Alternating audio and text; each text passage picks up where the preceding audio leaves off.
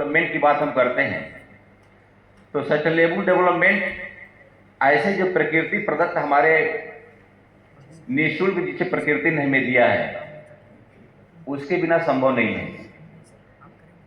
आज हम चाहे जितना विज्ञान के रूप में बहुत आगे बढ़ जाएं, लेकिन हम कभी जल नहीं बना सकते, जल का निर्माण नहीं कर सकते। विज्ञान हमारे पूरे विश्व का इतना आगे नहीं गया कि हम जल निर्मित कर सकें। ये बहुत बड़ा चैलेंज है और बहुत बड़ा ये हम लोगों के ऊपर जिम्मेदारी है कि हम जल को कैसे बचाएं। हम जब धरती पर जन्म लेते हैं तब से लेकर इस दुनिया के जाने के बाद तक जो सबसे ज्यादा जीवन में आपके काम आने वाले हर पर्व पे, हर त्योहार पे, हर कर्मकांड पे वो जल होता है। तो जल इतना जब महत्वपूर्ण है और जल के बिना जीवन कैसे संभव हो सकता है, जो जीवन के लिए आपके जीवन पद्धति के लिए इतना ज्यादा महत्वपूर्ण है, तो उसको हम कैसे इग्नोर कर सकते हैं, ये एक बड़ा सवाल है।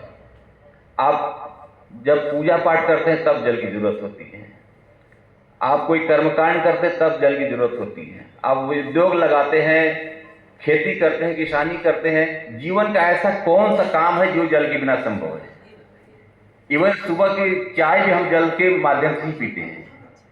तो जीवन के हर भाग में मरने के बाद भी अगर कोई आदमी जब तर्पित होता है तो 4 अजूरी पानी दिया जाता है।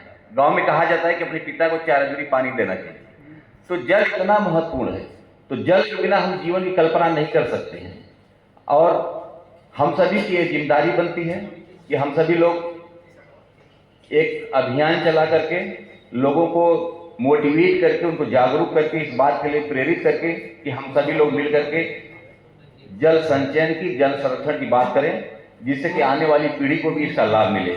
और हम लोग बहुत भाग्यशाली हैं कि हम लोग मालवीय जी की बगिया के फूल हैं, और हम जहां भी लोग रहें, मेरा सबसे ये अनुरोध है कि आपको ईश्वर ने इस धरती पे भेजा है तो अपने समाज में होने की सार्थकता को जरूर साबित करिए कि हम कौन है, हम क्या है, हमारी क्या पहचान है, हमें क्या करना चाहिए, हम क्या कर रहे हैं, ईश्वर ने हमको किस काम के लिए भेजा है।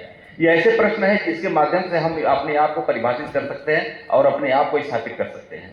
हम इस धरती पर आए हैं तो हमारा उद्देश्य क्या है और हमारी उपयोगिता क्या है।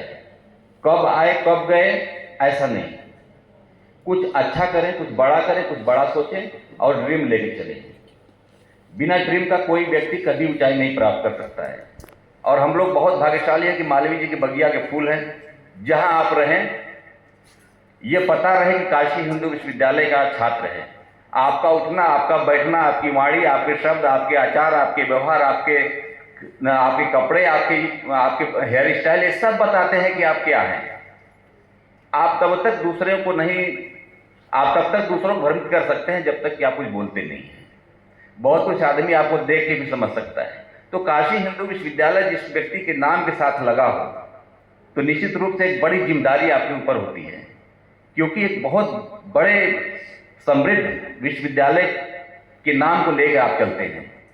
तो आप जहां भी रहें, जिस समाज में रहें, आप वहां अच्छी बातें, अच्छे विचार, अच्छी आचरण प्रस्तुत करते हैं, जिससे कि आपका, आपके गुरुजनों का, इस विश्वविद्यालय का और हमारे सामने मालवीय जी बैठे हैं, इनका भी हम लोग मान सम्मान रखें, जिससे कि हमारी शिक्षा तो प्रश्न चिन्ह नहीं होना चाहिए।